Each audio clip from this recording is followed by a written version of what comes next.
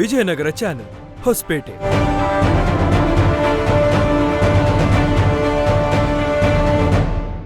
ವಾರ್ತೆಗಳ ಪ್ರಾಯೋಜಕರು RJ silver palace, prince gold palace, Hosapete.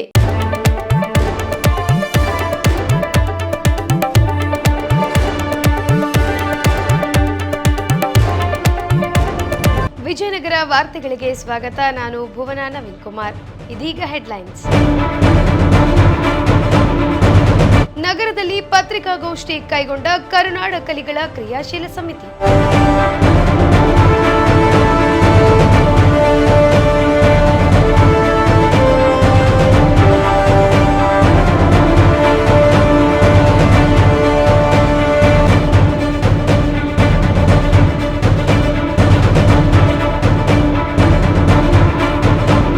SDPI ವತಿಯಿಂದ ನಡೆಸಲಾದ ಸುದ್ದಿಗೋಷ್ಠಿ.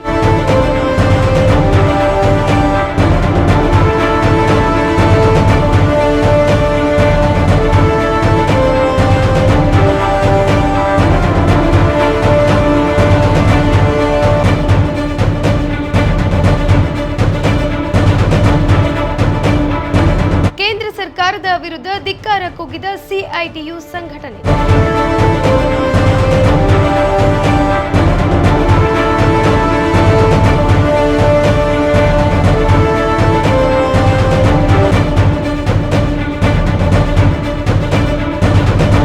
ಆಹಾರ ಇಲಾಖೆ ಅಧಿಕಾರಿಗಳ ದಾಳಿ, 200ಕ್ಕೂ ಅಧಿಕ ಸಿಲಿಂಡರ್ಗಳ ವಶ.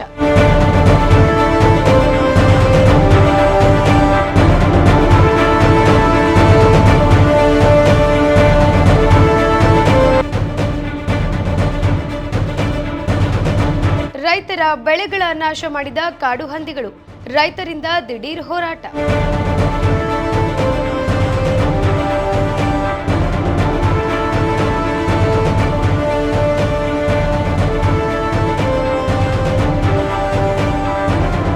ಹೂವಿನಹಡಗಲಿ ತಾಲೂಕನ್ನು ಬರಪೀಡಿತ ತಾಲೂಕು ಎಂದು ಘೋಷಣೆ ಮಾಡಲು ರೈತರಿಂದ ಒತ್ತಾಯ.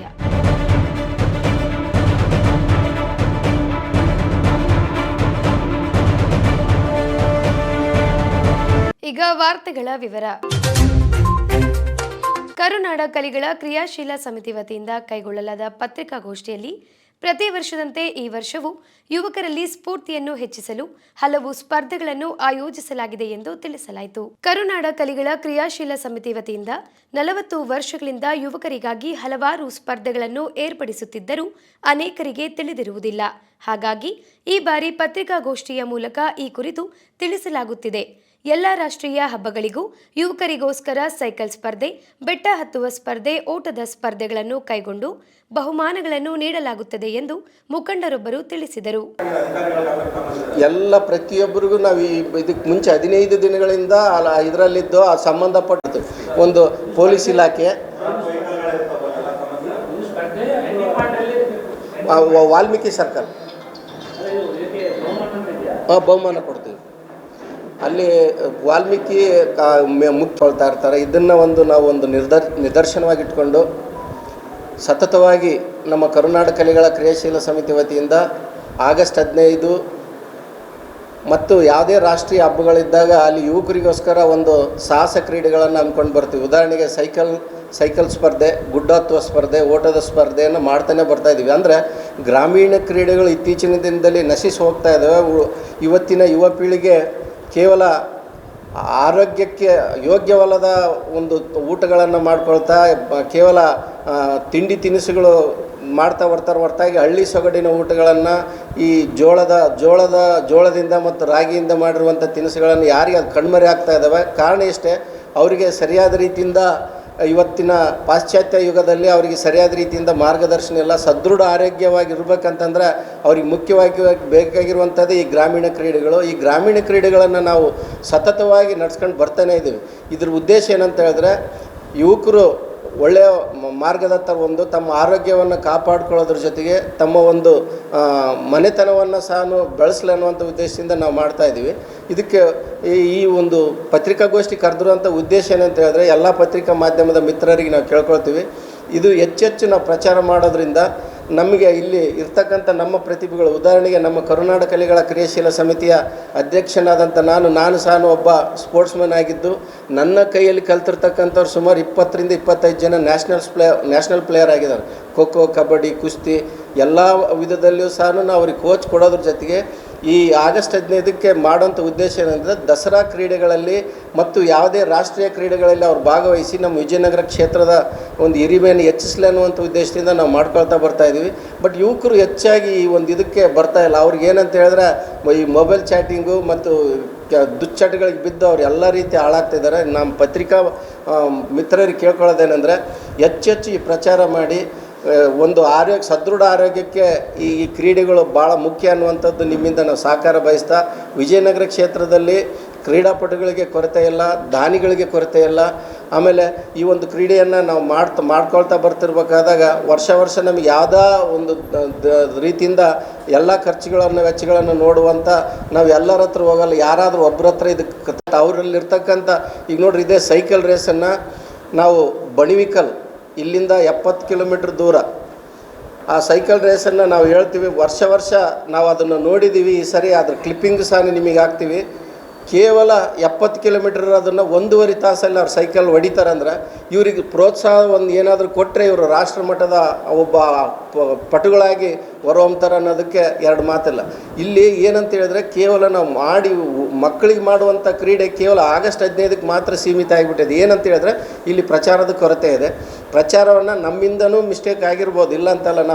ನೀವು ಈ ವರ್ಷ ನಾವು ಮನಸ್ಸು ಪಟ್ಟು ಎಲ್ಲ ಪತ್ರಿಕಾ ಮಾಧ್ಯಮದವ್ರಿಗೆ ಹೇಳೋದೇನಂತ ಹೇಳಿದ್ರೆ ದಯವಿಟ್ಟು ಇದನ್ನು ಪ್ರಚಾರ ಮಾಡಿದ್ರೆ ಸದೃಢ ಆರೋಗ್ಯ ಮಾಡೋದ್ರ ಜೊತೆಗೆ ಅವರು ಒಂದು ರಾಷ್ಟ್ರ ಮಟ್ಟವನ್ನು ಪ್ರತಿನಿಧಿಸಿ ನಮ್ಮ ಭಾರತ ದೇಶದ ಗರಿಮೆಗೆ ಅವರು ಪಾತ್ರರಾಗ್ತಾರೆ. ಎಲ್ಲೋ ನಾವು ಮುಂದುವರೆದಂಥ ಬೆಂಗಳೂರು, ಮೈಸೂರು ಮತ್ತು ಧಾರವಾಡ ಅಂಥ ಇದರಲ್ಲೇ ನಾವು ಕ್ರೀಡಾಪಟುಗಳು ನೋಡ್ತೀವಿ. ನಿಜವಾದಂಥ ಕ್ರೀಡಾಪಟುಗಳು ಇರೋದೇ ನಮ್ಮ ವಿಜಯನಗರ ಕ್ಷೇತ್ರದಲ್ಲಿ.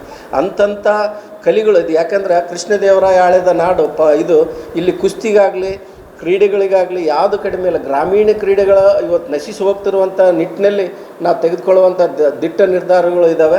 ಹಾಗಾಗಿ ಎಲ್ಲ ನನ್ನ ಪತ್ರಿಕಾ ಮಾಧ್ಯಮದ ಮಿತ್ರರು ಬೆಳಗ್ಗೆ ಬಣಿವಿಕಲ್ಲಿಂದ 6 ಗಂಟೆಗೆ ನಾವು ಸೈಕಲ್ ರೇಸನ್ನು ಬಿಡ್ತೀವಿ. 6 ಗಂಟೆಗೆ ಬಿಟ್ಟರೆ ಇಲ್ಲಿ 1.5 ತಾಸು ಇಲ್ಲಿಗೆ ಬಂದು ಸೇರ್ತಾರೆ. ಅದು ತದನಂತರದಲ್ಲಿ ಜೈಸಿಂಗ್ಪುರದಿಂದ ನಾವು ಓಟದ ಸ್ಪರ್ಧೆಯನ್ನು ಬಿಡ್ತೀವಿ. ಹೌದು, ಆಗಸ್ಟ್ 15ಕ್ಕೆ ಅವತ್ತು ನುರಿತ ವೈದ್ಯರು ಇರ್ತಾರೆ. ಅಲ್ಲಿ ಏನಾದರೂ ಅನಾಹುತಗಳು ಏನಾದರೂ ಸಂಭವಿಸಿದರೆ ತಕ್ಕದಾದಂಥ ಆಗಿನ ಇದರಲ್ಲಿ ಅವರಿಗೆ ಶುಶ್ರೂಷೆ ನೀಡುವಂಥ ನುರಿತ ವೈದ್ಯರು ಇರ್ತಾರೆ. ಅದ್ರ ಜೊತೆಗೆ ಅಲ್ಲಿಂದ ನಾವು ಬರಬೇಕಾದಾಗ ಸುಮಾರು ಭಾಳ ಕ್ರೌಡ್ ಇರುತ್ತೆ ಅಲ್ಲಿ. ಏನಂತ ಹೇಳಿದ್ರೆ 10ರಿಂದ 15 ಸೈಕಲ್ ಸ್ಪರ್ಧೆಗಳಿದ್ದನಪ್ಪ ಅಂದ್ರೆ ಸುಮಾರು ಒಂದು 1,500-2 ಸಾವಿರ ಬೈಕ್ಗಳು ಇರ್ತಾವೆ. ಅದು ಒಂಥರ ನಮಗೆ ನೋಡೋದಕ್ಕೆ ಒಂಥರ ಹಬ್ಬ ಕಂಡಂಗೆ ಕಾಣುತ್ತೆ. ನಾವು ಇವತ್ತೇನೋ ಟಿ ವಿಗಳಲ್ಲಿ ಮಾಧ್ಯಮಗಳಲ್ಲಿ ನಾವು ನೋಡ್ತೀವಿ ಸ್ಪೋರ್ಟ್ಸ್ ಇದ್ದಬೇಕಾದಾಗ ನಿಜವಾಗಿ ಅವತ್ತು ರಸ್ತೆ ಇಕ್ಕಲುಗಳೆಲ್ಲ ಎಲ್ಲಿ ಕೂಡ್ಲಿಗಿಂದ ಜನಗಳು ಸ್ಟಾರ್ಟ್ ಆಗಿರುವಂಥದ್ದು ಹೊಸಪೇಟೆ ಬರೋವರೆಗೂ ಆ ಕಡೆ ಈ ಕಡೆ ಒಬ್ಬ ರಾಜಕಾರಣಿಗೆ ಸಹ ಸಿಗಲಾರ್ದಂಥ ಒಂದು ಗೌರವ ಅವತ್ತು ಈ ಅಥ್ಲೀಟ್ಗಳಿಗೆ ಸಿಗ್ತಾವೆ. ಕಾರಣ ಏನಂತ ಹೇಳಿದ್ರೆ ಇವತ್ತಿಗೂ ಸಹ ಜನಗಳು ಇಂಥ ಕ್ರೀಡೆಗಳನ್ನು ನೋಡೋದಕ್ಕೆ ಆಸಕ್ತರಿದ್ದಾರೆ. ಹಂಗಾಗಿ ನಾನು ಮಾಧ್ಯಮದ ಮಿತ್ರರನ್ನ ಕೈ ಮುಗಿದು ಕೇಳ್ಕೊಳ್ತೀನಿ, ಅವತ್ತಿನ ದಿನ ನೀವು ನಾವು ದೃಶ್ಯ ಮಾಧ್ಯಮಗಳನ್ನೆಲ್ಲದನ್ನು ತಮಗೆ ಹಾಕ್ತೀವಿ. ಹಾಕೋದ್ರ ಜೊತೆಗೆ ತಾವು ಸಹ ಖುದ್ದು ನಮ್ಮ ಒಂದು ಬೇಡಿಕೆ ಏನಂತ ಹೇಳಿದ್ರೆ ಈ ವಿಜಯನಗರ ಟನಲ್ ಏನು ಬರುತ್ತಲ್ಲ ಗುಂಡಾ ಫಾರೆಸ್ಟ್ ಹತ್ರ, ಅಲ್ಲಿ ಮೇಲೆ ನಿಂತ್ಕೊಂಡು ನೀವು ನೋಡಿಬಿಟ್ರೆ ಆ ಒಂದು ದೃಶ್ಯ ವೈಭವಗಳನ್ನ ಸೈಕಲ್ ಹೊಡುವಂಥ ರೀತಿ ಬರ್ತಕ್ಕಂಥದ್ದನ್ನು ಭಾಳ ಅಂದ್ರೆ ಭಾಳ ಒಳ್ಳೆ ಸಾಹಸ ಇರ್ತದೆ. ಲಾಸ್ಟ್ ಟೈಮ್ ನಾವು ಬಂದಾಗ ಮಂಜುನಾಥ ಮತ್ತು ಇವರು ರಾಜೇಶ್ ಅಂತಂದೇಳಿ ಇಬ್ಬರು ಹೊಡೆದ್ರು. ಸುಮಾರು ಬಣಿವಿಕಲ್ಲಿಂದ ಸೈಕಲ್ ಹೊಡೆದ್ರೆ ಒಂದು ರಿಮ್ ಮಾತ್ರ ಹೆಚ್ಚು ಕಡಿಮೆ ಅಷ್ಟು ಸ್ಪೀಡ್. ಏನಂತ ಹೇಳಿದ್ರೆ ಏನಾದರೂ ಅಚಾನಕ್ಕಾಗಿ ಬಿದ್ದರೆ ಆ ದೇವರಾಗೈತಿ. ಆದರೂ ಜೀವದ ಹಂಗೆ ಥರದವ್ರು ಹೊಡೆದ್ರು. ಎಲ್ಲಿವನ ಅಂತಂದ್ರೆ ವಿಜಯನಗರ ಟನಲ್ ಬರೋವರೆಗೂ ಮುಂದೆ ಇದ್ದಾರೆ. ಅಲ್ಲಿ ಅವನೊಂದು ಸ್ವಲ್ಪ ಮುಂದೆ ಇದು ಇಂಥ ಸಾಹಸಗಳನ್ನು ಮಾಡೋದ್ರ ಜೊತೆಗೆ ಅವರಿಗೆ ಒಂದು ದೇಶ ಪ್ರೇಮ ಬರಲಿ ಅನ್ನುವಂಥ ನಿಟ್ಟಿನಲ್ಲಿ ನಾವು ಮಾಡ್ತೀವಿ. ಸೈಕಲ್ ಎಸ್ಡಿಪಿಐ ವತಿಯಿಂದ ಕೈಗೊಳ್ಳಲಾದ ಸುದ್ದಿಗೋಷ್ಠಿಯಲ್ಲಿ ಹಗರಿಬೊಮ್ಮನಹಳ್ಳಿಯಲ್ಲಿ ನಡೆದ ಲಾಕಪ್ ಡೆತ್ ಪ್ರಕರಣವು ನ್ಯಾಯಾಂಗ ತನಿಖೆಯಾಗಬೇಕು ಹಾಗೂ ಸಂತ್ರಸ್ತರ ಕುಟುಂಬಸ್ಥರಿಗೆ ಸೂಕ್ತ ಪರಿಹಾರ ಒದಗಿಸಬೇಕೆಂದು ಆಗ್ರಹಿಸಿದರು. ಈ ಪ್ರಕರಣ ಮುಚ್ಚಿ ಹಾಕುವಂತೆ ಪೊಲೀಸರು ಒತ್ತಡ ಹೇರಿಲ್ಲವೆಂದು ಕುಟುಂಬಸ್ಥರು ತಿಳಿಸಿದರು. ಈ ವೇಳೆ ಹಲವು ಬೇಡಿಕೆಗಳನ್ನು ತಿಳಿಸಲಾಗಿದೆ. ಸಂತ್ರಸ್ತ ಕುಟುಂಬಸ್ಥರಿಗೆ ಕನಿಷ್ಠ 50 ಲಕ್ಷ ಪರಿಹಾರವನ್ನು ತಕ್ಷಣ ನೀಡಬೇಕು. ಮೃತನ ಮಕ್ಕಳ ಶಿಕ್ಷಣದ ಸಂಪೂರ್ಣ ಜವಾಬ್ದಾರಿಯನ್ನು ಸರ್ಕಾರವೇ ವಹಿಸಿಕೊಳ್ಳಬೇಕು. ಪ್ರಕರಣದ ಕುರಿತು ಹೈಕೋರ್ಟ್ ನ್ಯಾಯಾಧೀಶರ ನೇತೃತ್ವದಲ್ಲಿ ನ್ಯಾಯಾಂಗ ತನಿಖೆ ನಡೆಸಬೇಕು ಹಾಗೂ ತಪ್ಪಿತಸ್ಥ ಪೊಲೀಸ್ ಅಧಿಕಾರಿಗಳ ವಿರುದ್ಧ ಕಠಿಣ ಹಾಗೂ ಉದಾಹರಣಾತ್ಮಕ ಕ್ರಮ ಕೈಗೊಳ್ಳುವ ಸಲುವಾಗಿ ಶೀಘ್ರ ವಿಚಾರಣೆ ನಡೆಸಬೇಕೆಂದು ತಿಳಿಸಲಾಯಿತು. ಎಲ್ಲರೂ ಕುಂತಿದ್ರು. ನಮ್ಮ ಅಗ್ರವಾಲ್ ಕ್ಷೇತ್ರದ ಶಾಸಕ ನೇಮರಾಜ್ ನಾಯಕರು ಬಂದಿದ್ರು, ಗುರು ಹಿರಿಯರು ಎಲ್ಲರೂ ಬಂದು ಸಮಾಜದೆಲ್ಲ ಬಂದಿದ್ರು. ಬಂದ್ಮೇಲೆ ಕುಂತಿದ್ರು, ಅದು ಕೇಸ್ ಮಾಡಕಂತ ನಾವು ಹೊರಟಿದ್ವಿ. ಸ್ವಲ್ಪ 4-5 ಜನ ನಾವು ದೈವದ ಬಂದ ಮರ್ಯಾದ ಮಾನ ಇಲ್ಲ, ಅದೇನು ಸ್ವಲ್ಪ ಆಯಮಕ್ಕೆ ಕೊಡ್ಸದ ಕ್ಲೋಸ್ ಮಾಡ್ಕೊಂಡ್ಬಿಡ್ರಿ ಈ ತರ ಅಂತಂದ್ರೆ, ಇಲ್ರಿ ಅದು ಆಗೋದಿಲ್ಲ. ಅದು ನ್ಯಾಯನ ಏನಾದ್ರೂ ಕೊಟ್ಬಿಟ್ಟು ಮುಗಿಸೋದು.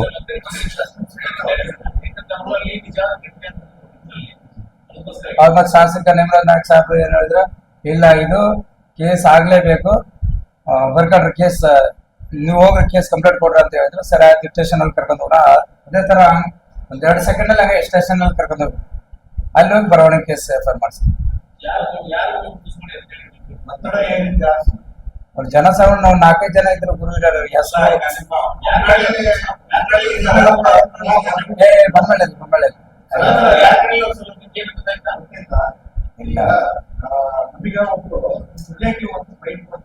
ಬೈಕ್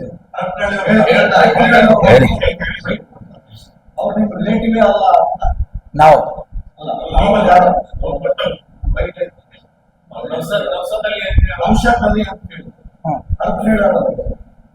ಮಿಲಿಟರಿ ಮತ್ತೆ ಪೊಲೀಸ್ ಆರ್ಮಿ ಡಿಪಾರ್ಟ್ಮೆಂಟ್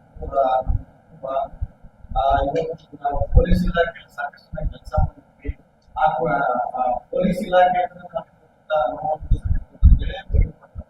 ಅವ್ರನ್ನ ಪಂಚಾಯತಿ ಮಾಡಕ್ಕೆ ನೀವು ಕಳಿಸಿದ್ರು ಅಥವಾ ರಿಲೇಷನ್ ಇಲ್ಲ ಸರ್, ನಮ್ದು ನಾವ್ ಯಾವ ಕರೆ ಕಳ್ಸಿ, ನಾವು ಘಟನೆ ನಡೆದಿತ್ತಲ್ಲ, ಘಟನೆ ಬಗ್ಗೆ ನಾವು ತಲೆ ಕಳಿಸಿ ಅಲ್ಲೇ ಕುಂತಿದ್ವಿ ಸರ್. ಅವ್ರು ಬಂದಿದ್ರ ಸರ್ ನೋಡಕಂತ, ಅವ್ರು ನಾವು ಕರೆ ಕಳಿಸಿ ಆಹ್ವಾನ ಕೊಟ್ಟಿಲ್ಲ ಸರ್.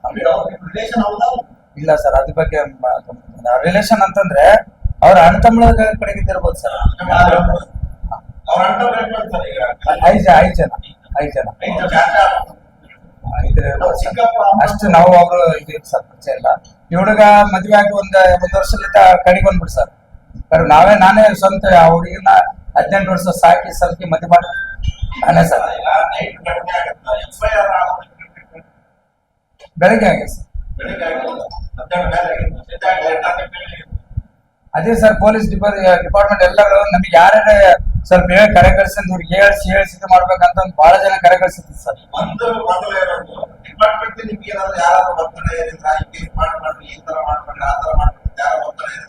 ಯಾರು ಅಂದ್ರೆ ಒಂದು ಫ್ಯಾಕ್ಟ್ ಏನಂದ್ರೆ ಸರ್, ಇವರಿಗೆ ಏನ್ ಮಾಡ್ಬೇಕಂತ ಗೊತ್ತಿಲ್ಲ. ಯಾರು ಪೇಟೆಯಲ್ಲಿ ಆಯೋಜಿಸಿರುವಂತಹ ಇವತ್ತಿನ ಈ ಪತ್ರಿಕಾಗೋಷ್ಠಿಗೆ ಆಗಮಿಸಿರುವಂತಹ ಸಂವಿಧಾನದ 4ನೇ ಅಂಗದ ಜವಾಬ್ದಾರಿಯಾಗಿರುವಂತಹ ಎಲ್ಲ ನನ್ನ ಮಾಧ್ಯಮ ಮಿತ್ರರಿಗೆ ಆತ್ಮೀಯವಾಗಿ ನಾನು ಪ್ರಥಮವಾಗಿ ಸ್ವಾಗತಿಸ್ತಾ, ಇವತ್ತು ವಿಜಯನಗರ ಅಂತ ಹೇಳಿದ್ರೆ ವಿಶ್ವ ಪಾರಂಪರಿಕ ಯುನೆಸ್ಕೋ ಪಟ್ಟಿಯಲ್ಲಿ ಸೇರಿರುವಂತಹ ಹಂಪಿ ನಮ್ಮ ಜಿಲ್ಲೆಯಲ್ಲಿದೆ. ಕಲೆ ಮತ್ತು ಶಿಲ್ಪಕಲೆಗೆ ಜಗತ್ ಪ್ರಖ್ಯಾತಿ ಹೊಂದಿರುವಂತಹ ಒಂದು ಖ್ಯಾತಿಯೂ ಈ ಜಿಲ್ಲೆಗಿದೆ. ಭವ್ಯ ವಿಜಯನಗರ ಸಾಮ್ರಾಜ್ಯದ ಹಲವಾರು ಕೊಡುಗೆಗಳು ಇತಿಹಾಸದ ಪುಟಗಳಲ್ಲಿ ಸುವರ್ಣ ಅಕ್ಷರಗಳಲ್ಲಿ ಬರೆದಿಡುವಂತಹ ಇತಿಹಾಸವೂ ನಮ್ಮ ಮುಂದಿದೆ. ಇಂತಹ ಒಂದು ಜಿಲ್ಲೆಗೆ ಒಂದು ಕಪ್ಪು ಚುಕ್ಕೆಯಾಗಿಂತಹ ಒಂದು ಘಟನೆ ಆಗಸ್ಟ್ 1ನೇ ತಾರೀಕು ಮಧ್ಯರಾತ್ರಿ ಅಂದರೆ ಬೆಳಗಿನ ಜಾವ 2ನೇ ತಾರೀಕಿನ 4 ಗಂಟೆ 3 ಗಂಟೆಗೆ ನಡೆದು ಹೋಗಿದೆ. ಇವತ್ತು ಆ ಕಪ್ಪು ಚುಕ್ಕೆಯನ್ನು ಅಳಿಸಿ ಹಾಕಬೇಕಂತ ಹೇಳಿದ್ರೆ ಕೆಲವೊಂದು ಕಠಿಣವಾದ ಕ್ರಮಗಳನ್ನು ಜಿಲ್ಲಾ ಆಡಳಿತ, ಜಿಲ್ಲಾ ಉಸ್ತುವಾರಿ ಮಂತ್ರಿ, ರಾಜ್ಯ ಸರ್ಕಾರ, ಈ ನಾಗರಿಕ ಸಮಾಜ, ನಾವು ಮಾಧ್ಯಮ ಮಿತ್ರರು ಎಲ್ಲರೂ ಸೇರಿ ಇದನ್ನು ಖಂಡಿಸಲೇಬೇಕಾಗಿದೆ. Social democratic party of India ಇದನ್ನು ತೀವ್ರವಾಗಿ ಖಂಡಿಸುತ್ತೆ. ಇಂತಹ ಘಟನೆಗಳು ಯಾವುದೇ ಕಾರಣಕ್ಕೂ ಮರುಕಳಿಸಬಾರದು ಎಂಬಂಥ ಆಗ್ರಹವನ್ನು ಪ್ರಪ್ರಥಮವಾಗಿ ಮಾಡ್ತದೆ. ಮತ್ತು ಏನು ಲಾಕಪ್ ಡೆತ್ ಪ್ರಕರಣ ನಡೆದಿದೆ, ಹಗರಿಬೊಮ್ಮನಹಳ್ಳಿಯ ಏನು ಒಬ್ಬ ಅಮಾಯಕ, ಒಬ್ಬ ಗಾರೆ ಕೆಲಸದ ಕಟ್ಟಡ ಕಾರ್ಮಿಕರಾದ ಖಲೀಲ್ ಎಂಬುವಂಥವನ್ನು ಕೊಲೆ ಮಾಡಿದೆ ಈ ವ್ಯವಸ್ಥೆ, ಈ ಇಲಾಖೆ. ಇದನ್ನು ಖಂಡಿಸ್ತಾ ಇದ್ದೇವೆ. ಅದರ ಸೂಕ್ತವಾದಂತಹ ಒಂದು ನ್ಯಾಯಾಂಗ ತನಿಖೆಯನ್ನು ನಾವು ಆಗ್ರಹಿಸ್ತಾ ಇದ್ದೇವೆ.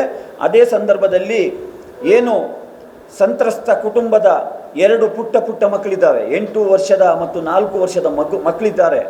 ಅವರ ಭವಿಷ್ಯಕ್ಕೆ ಮತ್ತು ಏನು ಅವರ ಧರ್ಮಪತ್ನಿ ಸಫಿಯಾ ಶೈನಾಜ್, ಆ ಶೈನಾಜಿಗೆ ಒಂದು ಜೀವನಾಂಶ ನಿರ್ವಹಣೆಗೆ ಬೇಕಾಗಿ ಸರ್ಕಾರ ತತ್ಕ್ಷಣ ಸೂಕ್ತ ಪರಿಹಾರವನ್ನು ಕೊಡಬೇಕಂತ ನಾವು ಆಗ್ರಹಿಸ್ತಾ ಇದ್ದೇವೆ. ಪೊಲೀಸ್ ಇಲಾಖೆ ಅಂತ ಹೇಳಿದ್ರೆ ನಾವೆಲ್ಲರೂ ತಿಳ್ಕೊಂಡಿರುವಂಥದ್ದು, ನಾವು ನೋಡುವಂಥದ್ದು ಕಾಕಿ ಡ್ರೆಸ್, ಕೈಯಲ್ಲಿ ಲಾಠಿ, ಕೆಲವ್ರ ಹತ್ರ ಕೋವಿ, ಕೆಲವ್ರ ಹತ್ರ ಕ್ಯಾಪು, ಸೂಟು, ಬೂಟು. ಆದರೆ ಪೊಲೀಸ್ ಅಂತ ಹೇಳಿದ್ರೆ ಹಾಗಲ್ಲ. ಪೊಲೀಸಿನ ಪಿ ಹೇಳುವಂಥದ್ದು ಪೊಲೈಟ್ನೆಸ್, ಓ ಹೇಳುವಂಥದ್ದು ಒಬಿಡಿಯಂಟ್, ಎಲ್ ಹೇಳುವಂಥದ್ದು ಲಾಯಲ್ಟಿ, ಐ ಹೇಳುವಂಥದ್ದು ಇಂಟೆಲಿಜೆಂಟ್, ಅದೇ ರೀತಿ ಸಿ ಹೇಳುವಂಥದ್ದು ಕರೇಜಿಯಸ್ ಮತ್ತು ಇ ಹೇಳುವಂಥದ್ದು ಎಫಿಷಿಯಂಟ್.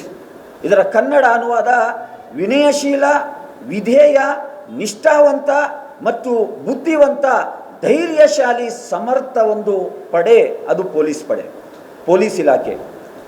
ಯಾವ ರೀತಿ ನಮ್ಮ ದೇಶದ ಬಾರ್ಡರ್ಗಳಲ್ಲಿ ಯಾವುದಾದ್ರೂ ಶತ್ರು ರಾಷ್ಟ್ರಗಳಿಂದ ಈ ದೇಶಕ್ಕೆ ಗಂಡಾಂತರ ಎದುರಾದಾಗ ನೇವಿ ಇದೆ, ಭೂಫೋರ್ಸ್ ಇದೆ, ಲ್ಯಾಂಡ್ ಫೋರ್ಸ್ ಇದೆ, ಆರ್ಮಿ ಇದೆ, BSF ಇದೆ, CRPF ಇದೆ, ಅವರು ಯಾವ ರೀತಿ ರಕ್ಷಣೆಯನ್ನು ಮಾಡ್ತಾರೋ, ನಮ್ಮ ಆಂತರಿಕವಾಗಿ ಯಾವುದಾದ್ರೂ ವಿಚಾರಗಳು ಬಂದಾಗ ಅದನ್ನು ನಿಭಾಯಿಸಲಿಕ್ಕೆ, ಲಾ ಆ್ಯಂಡ್ ಆರ್ಡರ್ ಮೇಂಟೈನ್ ಮಾಡಲಿಕ್ಕೆ, ಕಾನೂನು ಸುವ್ಯವಸ್ಥೆಯನ್ನು ಕಾಪಾಡಲಿಕ್ಕೆ ಪೊಲೀಸ್ ಇಲಾಖೆಯನ್ನು ನಾವು ಅಪಾಯಿಂಟ್ ಮಾಡ್ಕೊಂಡಿದ್ದೇವೆ. ಇವ್ರು ಕೇಳ್ಬೋದು ಅಂಥೇಳಿ ಆ ಬಡಪಾಯಿ ತಾಯಿ, ಆ ಹೆಂಡತಿ ಪೊಲೀಸ್ ಠಾಣೆಗೆ ದೂರನ್ನು 112ಗೆ ದೂರನ್ನು ಕೊಡ್ತಾಳೆ. ಪೊಲೀಸ್ನವರು ಬರ್ತಾರೆ, ಇವರನ್ನು ಕರ್ಕೊ ಹೋಗ್ತಾರೆ. ರಾತ್ರಿ 2 ಗಂಟೆ ಸುಮಾರು ಸಮಯ, ಹೆಚ್ಚು ಕಡಿಮೆ. ಪೊಲೀಸ್ ಸ್ಟೇಷನ್ಗೆ ಕರ್ಕೊ ಹೋಗಿ 112 ಅವರು ಅವರ ಜವಾಬ್ದಾರಿಯನ್ನು ನಿರ್ವಹಿಸಿದ್ದಾರೆ. ಅವರು ಯಾವುದೇ ತಪ್ಪನ್ನು ಮಾಡಲಿಲ್ಲ. ತತ್ಕ್ಷಣ ಈ ವಿಚಾರ ಅವರ ಗಮನಕ್ಕೆ ಬಂದ ತಕ್ಷಣ ಅವರು ತಮ್ಮ ಮೊಬೈಲ್ ವ್ಯಾನ್ನಲ್ಲಿ ಏನಿದೆ ಆ ಎಸ್ಕಾಟ್ನಲ್ಲಿ ತಗೊಂಡು ಸ್ಟೇಷನ್ಗೆ ಬಿಟ್ಟು ಅವರು ಹೋಗಿದ್ದಾರೆ. ಸ್ಟೇಷನ್ನಲ್ಲಿದ್ದಂತಹ ರಾಘವೇಂದ್ರ ಮತ್ತು ಇನ್ನೊಬ್ಬ ವೆಂಕಟೇಶ್ ಎಂಬುವಂತಹ ಪೊಲೀಸ್ ಕಾನ್ಸ್ಟೇಬಲ್ಗಳು, ಒಬ್ಬರು ಸೆಂಟ್ರಿ, ಇನ್ನೊಬ್ಬರು SH, ಮೋಸ್ಟ್ಲಿ ಹೆಡ್ ಕಾನ್ಸ್ಟೇಬಲ್ ಇರ್ಬೋದು, ಯಾವ ರೀತಿ ಅವರನ್ನು ಥಳಿಸಿದ್ದಾರೆ ಅಂತ ಹೇಳಿದ್ರೆ PM ರಿಪೋರ್ಟ್ ಇವತ್ತು ಬಂದಿರ್ಬೋದು. ತಲೆಗೆ ಏಟಾಗಿ ಕಿವಿಯಿಂದ ರಕ್ತಸ್ರಾವವಾಗಿದೆ. ಹೊರಗಡೆ ಆ ತಾಯಿ, ಅವಳ ಹೆಂಡತಿ ಕಾಯ್ತಾ ನಿಂತಿದ್ದಾಳೆ. ಏನೋ ಬುದ್ಧಿವಾದ ಹೇಳಿ ಕಳಿಸ್ಬೋದು ಮನೆಗಂತೇಳಿ, ಗಂಡ ಹೆಂಡತಿ ಜಗಳ ಉಂಡು ಮಲಗುವವ್ರಿಗಂತೇಳಿ ಗಾದೆ ಮಾತಿದೆ. ಇವರು ಹೇಳಿದರೆ ಏನೋ ಬುದ್ಧಿವಾದ ಮನೆಗೆ ಬಂದು ಸರಿಯಾಗ್ಬೋದು ಅಂತೇಳಿ. ಆದರೆ ಆ ಹೆಂಡತಿಗೆ ಯಾವುದೇ ಮಾಹಿತಿಯನ್ನು ನೀಡದೆ ಒಂದು ಟಾಟಾ ಏಸ್ ವಾಹನದಲ್ಲಿ ಆ ಡೆಡ್ ಬಾಡಿಯನ್ನು ಹಾಕ್ಕೊಂಡು ಡೈರೆಕ್ಟ್ ಗವರ್ನಮೆಂಟ್ ಹಾಸ್ಪಿಟ್ಲಿಗೆ ತಗೋ ಹೋಗ್ತಾರೆ ರಾತ್ರಿ 3 ಗಂಟೆಗೆ. ಆ ಟಾಟಾ ಏಸ್ ವಾಹನ ಹಿಂದೆ ಓಡ್ಕೊಂಡು ಹೋಗ್ತಾಳೆ ಆ ತಾಯಿ. ಅವ್ರನ್ನ ಕರ್ಕೊ ಬರಬೇಕಾಗಿತ್ತು ನಾವು ಇವತ್ತು COD ತನಿಖೆಗೆ ಏನೋ ಇನ್ವೆಸ್ಟ್ಮೆಂಟ್ ಇದೆ, ಏನೋ ಅವರು ಮಹಜರು ಮಾಡಬೇಕು, ಅವರ ಚಪ್ಪಲಿ ಬೇಕಂತೆ, ಗಂಡನ ಚಪ್ಪಲಿ ಬೇಕಂತೆ. ಹಾಗಾಗಿ ಅಲ್ಲಿರಬೇಕು ಎಂದ ಕಾರಣಕ್ಕೆ ಬಿಟ್ಟು ಬಂದೆ ನಾನು, ಅಲ್ಲಿಂದನೇ ಬಂದೆ ನಾನು. ಅವರ ಸೋದರ ಮಾವ ಬಂದಿದ್ದಾರೆ. ಆ ತಾಯಿ ಹೇಳ್ತಾ ಇದ್ದಾಳೆ, ನಾನು ಕರ್ಕೊ ಹೋಗಿದ್ದು ನನ್ನ ಗಂಡನಿಗೆ 1-2 ಬುದ್ಧಿವಾದ ಹೇಳಿ ಅಂತ ಹೇಳಿ. ಹೊಸಪೇಟೆ ನಗರದ ಬಸ್ ನಿಲ್ದಾಣದ ಬಳಿ ಇರುವ BSNL ಕಚೇರಿ ಮುಂಭಾಗದಲ್ಲಿ CITU ಸಂಘಟನೆಯಿಂದ ಜೈಲ್ ಭರೋ ಚಳವಳಿ ನಡೆಸಲಾಯಿತು. ಅಂದು ಬ್ರಿಟಿಷರೇ ಭಾರತ ಬಿಟ್ಟು ತೊಲಗಿ, ಇಂದು ಕಾರ್ಪೊರೇಟ್ ಬಂಡವಾಳಶಾಹಿಗಳೇ ದೇಶ ಬಿಟ್ಟು ತೊಲಗಿ ಎಂಬ ವಾಕ್ಯದೊಂದಿಗೆ ಕ್ವಿಟ್ ಇಂಡಿಯಾ ಚಳುವಳಿಯ ನೆನಪಿನಲ್ಲಿ ಕೇಂದ್ರ ಮತ್ತು ರಾಜ್ಯ ಸರ್ಕಾರಗಳ ಕಾರ್ಮಿಕ ಹಾಗೂ ಜನವಿರೋಧಿ ನೀತಿಗಳನ್ನು ಖಂಡಿಸಿ ಇಂದು CITU ನೇತೃತ್ವದಲ್ಲಿ ಬೃಹತ್ ಜೈಲ್ ಭರೋ ಚಳುವಳಿ ನಡೆಸಲಾಯಿತು. ಈ ವೇಳೆ 29 ಕಾರ್ಮಿಕ ಕಾಯ್ದೆಗಳನ್ನು ತೆಗೆದುಹಾಕಿ ತರಲಾದ 4 ಕಾರ್ಮಿಕ ವಿರೋಧಿ ಲೇಬರ್ ಕೋಡ್ಗಳನ್ನು ರದ್ದುಗೊಳಿಸಬೇಕು, ರೈತರ ಭೂಮಿಯನ್ನು ಬಲವಂತವಾಗಿ ಸ್ವಾಧೀನಪಡಿಸಿಕೊಳ್ಳುವುದನ್ನು ತಡೆಯಬೇಕೆಂದು ಆಗ್ರಹಿಸಿದರು.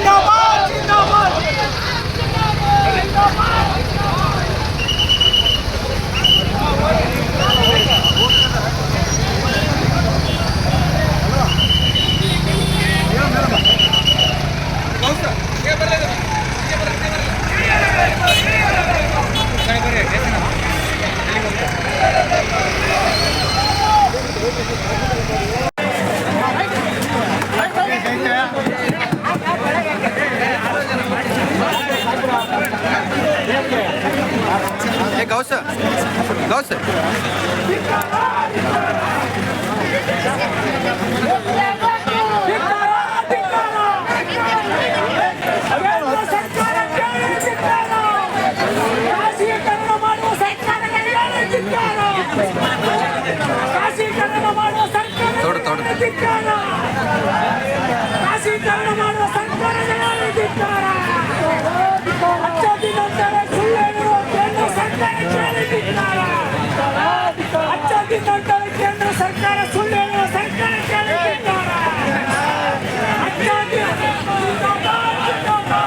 ಕೂಡ್ಲಿಗಿ ತಾಲೂಕಿನ ಕಾನಹೊಸಳ್ಳಿ ಗ್ರಾಮದಲ್ಲಿ ಅಕ್ರಮವಾಗಿ ಸಿಲಿಂಡರ್ಗಳನ್ನು ದಾಸ್ತಾನು ಮಾಡಲಾಗಿದೆ ಎಂದು ದೂರು ಬಂದ ಹಿನ್ನೆಲೆಯಲ್ಲಿ ಆಹಾರ ಇಲಾಖೆಯ ಕೂಡ್ಲಿಗಿ ತಾಲೂಕು ನಿರೀಕ್ಷಕರ ನೇತೃತ್ವದಲ್ಲಿ ದಾಳಿ ನಡೆಸಲಾಗಿ 200ಕ್ಕೂ ಅಧಿಕ ಸಿಲಿಂಡರ್ಗಳನ್ನು ವಶಕ್ಕೆ ತೆಗೆದುಕೊಳ್ಳಲಾಗಿದೆ.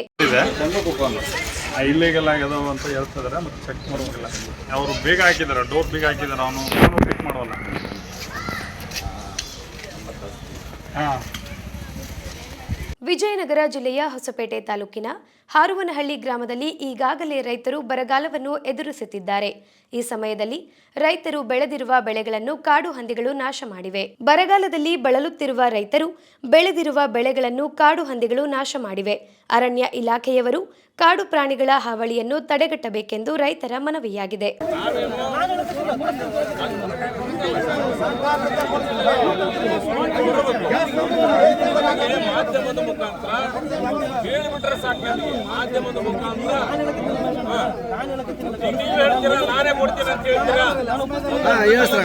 ಸರ್ಕಾರ ಕೊಡಲಿದ್ರೆ ನಾನು ಕೊಡ್ತೀನಿ ಅಂತ ಹೇಳ್ತೀರಾ?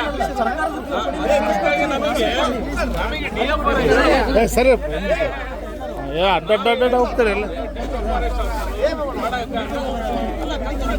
ಮಾಡ್ರಿ ಬಳ್ಳಾರಿ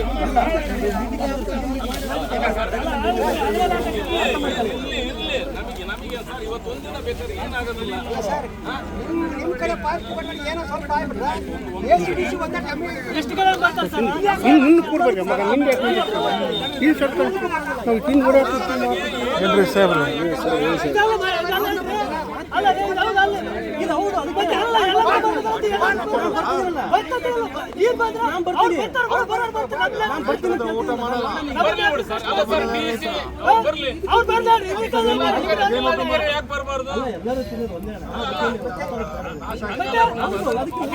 ಸರ್ ನಾವು ವೈಯಕ್ತಿಕವಾಗಿ ಏನು ಹೇಳೋದಿಲ್ಲ. ಒಂದು ಏನ್ ಮಾತಾಡ್ಬೇಡ್ರಪ್ಪ. ಇಲ್ಲ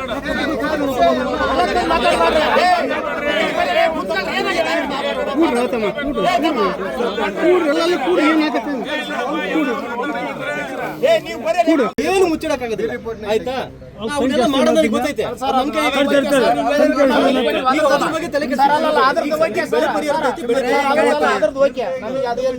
ಗೌರವ ಐತಿ, ಇದೈತಿ, ನಾವ್ ಏನೋ ಬಂದು ನಮ್ಗೆ ಇಟ್ಕೊಂಡ್ರೆ ಅಷ್ಟೇ. ನಾವು ನಮ್ಗೆ ಗೊತ್ತಾಗತ್ತೆ ಯಾರು ಏನು ಎತ್ತ ಅಂತ ನಿಮ್ಗೆ ಗೊತ್ತಾಗತ್ತೆ. ಮಾತಾಡಿದೀನಪ್ಪ, ಒಂದ್ ಏಟರ್ ಮುಟ್ಟಿ ನನಗೆ ಮಾತಾಡ್ತೀನಪ್ಪ, ಡೈರೆಕ್ಟ್ ಕರ್ಕೊಂಡು ಹೋದೆ. ಸರ್ ಯಾರು ಮಾಡೋದಿಲ್ಲ.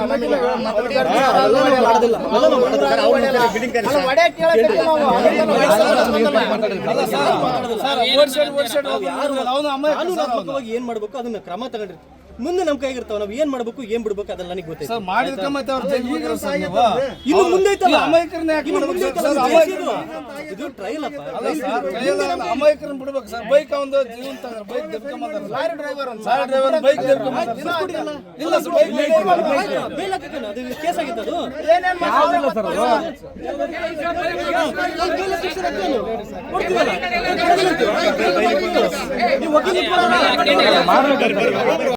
ಏನು ಒಂದು ಗ್ರಾಮಕ್ಕೆ ಏನಿಲ್ಲ ಅಂದ್ರೆ ಒಂದು 50-60 ಎಕರೆ ಅಂದ್ರೂ ಕೂಡ ಒಂದು 350 ಎಕರೆ ಮೇಲೆ ಎಲ್ಲ ಗ್ರಾಮಗಳಲ್ಲಿ ರೈತರು ಹಾಳಾಗಿದ್ದಾರೆ. ಇವತ್ತು ಎಲ್ಲವನ್ನ ಸರ್ವೆ ಮಾಡಿ ಯಾರು ಸರ್ವೆ ಏನು ಅನ್ಯಾಯ ಆಗೈತೆ ಎಲ್ಲ ರೈತರಿಗೆ ಸರ್ಕಾರದಿಂದ ಒಂದು ಪರಿಹಾರ ಕೊಡುವಂಥ ವ್ಯವಸ್ಥೆ ಇವತ್ತು ಮಾಧ್ಯಮದ ಮುಖಾಂತರ ನಾವು ಸರ್ಕಾರಕ್ಕೆ ಕೇಳಲಿಕ್ಕೆ ಬಯಸ್ತೇವೆ. ಜೊತೆಗೆ ಈ ಫಾರೆಸ್ಟ್ ಡಿಪಾರ್ಟ್ಮೆಂಟಿನ ಏನು ಒಂದು ಅರಣ್ಯಾಧಿಕಾರಿಗಳು ಏನು ಡಿಸ್ಟ್ರಿಕ್ಟ್ ಆಫೀಸರ್ ಇರ್ತಾರೆ, ಇವೆಲ್ಲ ಕೂಲಂಕಷವಾಗಿ ಚರ್ಚೆ ಮಾಡಿ ಅತಿ ಬೇಗನೆ ಜರೂರಾಗಿ ನಾಳೆ ಆಗಸ್ಟ್ 15ರೊಳಗೆ ನಮಗೆ ವರದಿನ ಆಗಬೇಕು, ಪರಿಹಾರ ಸಿಗಬೇಕಂತೇಳಿ ಮಾಧ್ಯಮದ ಮುಖಾಂತರ ನಾವು ವಿನಂತಿ ಮಾಡಿಕೊಳ್ತೇವೆ. ಪಟ್ಟಂತ ಎಷ್ಟು ಹಳ್ಳಿಗಳು ಬರ್ತವೆ: ಹಾರೂನಹಳ್ಳಿ, ಚಿಲ್ಕನಟ್ಟಿ, ತಿಮ್ಲಾಪುರ, ಬೋತ್ಲಗಟ್ಟಿ, ತಾಳೆಬಸಾಪುರ ತಾಂಡ, ಮಗಿಮವನಹಳ್ಳಿ, ಅಲಗಾಪುರ, ಹೋಬಳಾಪುರ, ಇನ್ನು ಅನೇಕ ಗ್ರಾಮಗಳಲ್ಲಿ ಸುಮಾರು ಕಾಡು ಪ್ರಾಣಿಗಳ ಹಾವಳಿಯಿಂದ ಅನೇಕ ಬೆಳೆಗಳು ಸಂಪೂರ್ಣವಾಗಿ ನಾಶವಾಗಿರ್ತವೆ. ಬಿತ್ತಿದ ಬೀಜಗಳನ್ನು ಕೂಡ ತಿಂದರೂ ಕೂಡ ಇವತ್ತು ಫಾರೆಸ್ಟ್ನರು ಇದುವರೆಗೆ ಬಂದು ಯಾವುದೇ ರೀತಿಯಿಂದ ಅವರು ಕ್ರಮ ತೆಗೆದುಕೊಂಡಿಲ್ಲ. ಜೊತೆಗೆ ಈಗೇನು ಆಗಿರ್ತಕ್ಕಂಥ ಬೆಳೆ ಪರಿಹಾರವನ್ನು ಈಗಾಗಲೇ ಸುಮಾರು ಎಲ್ಲ ಹಳ್ಳಿಗಳು ಕಾಡಿನ ಅಂಚಿನಲ್ಲಿರ್ತಕ್ಕಂಥ ಗ್ರಾಮಗಳು ನಮ್ಮವು. ಹಾಗಾಗಿ ಈ ಕಾಡು ಪ್ರಾಣಿಗಳ ಹಾವಳಿಗೆ ಈಗಾಗಲೇ ರೈತ ಆಲ್ರೆಡಿ ಈಗ ಮಳೆ ಹೋಗಿರೋದ್ರಿಂದ ತಾನು ವಿಷ ಕೂಡ ಪರಿಸ್ಥಿತಿ ಬಂದೈತೆ. ಇಂಥ ಸಂದರ್ಭದಲ್ಲಿ ಕೂಡ ಈ ಕಾಡು ಪ್ರಾಣಿಗಳ ಹಾವಳಿಗೆ ಭಾಳ ನಷ್ಟವನ್ನು ಉಂಟು ಮಾಡಿರ್ತಕ್ಕಂಥ ಸರ್ಕಾರದಲ್ಲಿ ಈ ನಮ್ಮ ರೈತರಿಗೆ ಏನು ಬರ್ತಕ್ಕಂಥ ಈಗೇನು ಇವತ್ತು ನಮ್ಮ ಮಹೇಶ್ ಅಣ್ಣರು ಹೇಳಿದಂಗೆ ಎಕರೆಗೆ 50,000 ರೂಪಾಯಿ ಪರಿಹಾರವನ್ನು ಕೊಡಬೇಕು. ಜೊತೆಗೆ ಈ ಒಂದು ಕಾಡು ಪ್ರಾಣಿಗಳು ನಮ್ಮ ಭೂಮಿಗೆ ಬರದಂಗೆ ರಕ್ಷಣೆ ಕೊಡಬೇಕಂತೇಳಿ ಈ ಮೂಲಕ ಮಾಧ್ಯಮದ ಮುಖಾಂತರ ಕೇಳ್ಕೊಳ್ತೀವಿ. ಜೊತೆಗೆ ಕಾಡು ಪ್ರಾಣಿಗಳು ಚಿರತೆ ಕೂಡ ಕರಡಿ ಕೂಡ ಅನೇಕ ಪ್ರಾಣಿಗಳು ಮಳೆ ಕೊರತೆಯಿಂದಾಗಿ ರಾಜ್ಯದ ಜನರು ಸಂಕಷ್ಟದಲ್ಲಿದ್ದಾರೆ. ರೈತರು ಸಾಲ ಮಾಡಿ ಬಿತ್ತನೆ ಮಾಡಿದ್ದಾರೆ. ನೀರಿಲ್ಲದೆ ಬೆಳೆಗಳು ಸಂಪೂರ್ಣ ಹಾಳಾಗಿವೆ. ಹೂವಿನ ಹಡಗಲಿ ತಾಲೂಕನ್ನು ಬರಪೀಡಿತ ತಾಲೂಕು ಎಂದು ಘೋಷಣೆ ಮಾಡುವಂತೆ ಶಾಸಕ ಕೃಷ್ಣ ನಾಯಕ್ರವರು ಆಗ್ರಹಿಸಿದ್ದಾರೆ.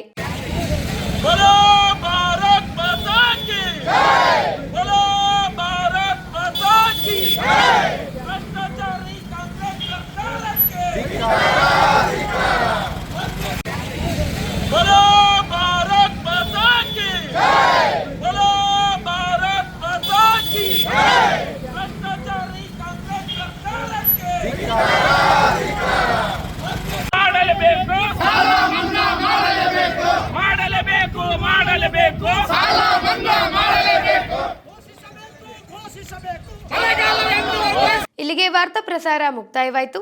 ಮತ್ತೆ ಮುಂದಿನ ವಾರ್ತಾ ಪ್ರಸಾರದಲ್ಲಿ ಭೇಟಿಯಾಗೋಣ. ನಿರಂತರ ಅಪ್ಡೇಟ್ಸ್ಗಾಗಿ Vijayanagara channel Hosapete YouTube channel ಅನ್ನು ಸಬ್ಸ್ಕ್ರೈಬ್ ಮಾಡಿ.